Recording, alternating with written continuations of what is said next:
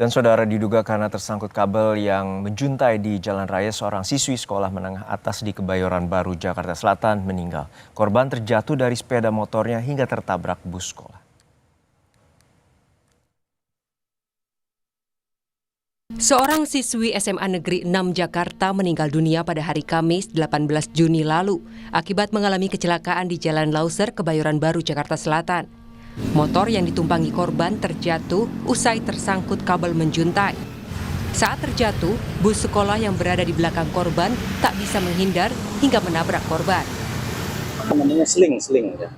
Kabel sling. Memang sih masih ada sih kabel slingnya, tadi pagi itu masih ada kabel sling di situ. Berarti kabelnya menjuntai ya Pak?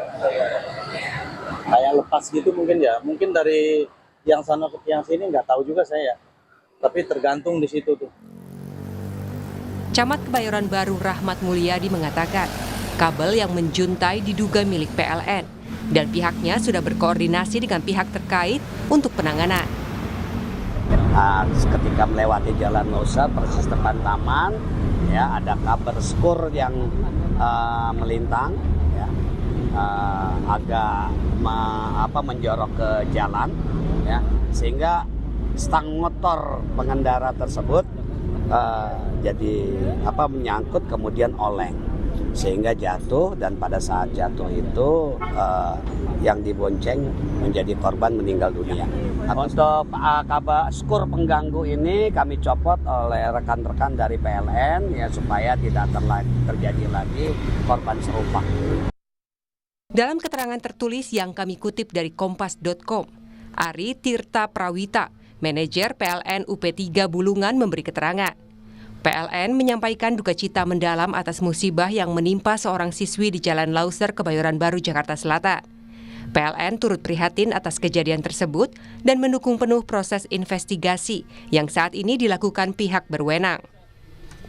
Pemerintah Provinsi DKI Jakarta merespons kasus meninggalnya seorang siswi yang terjatuh akibat kabel menjuntai di kawasan Kebayoran Baru dengan menyerahkan penanganan hukum kepada aparat penegak hukum dan keluarga korban.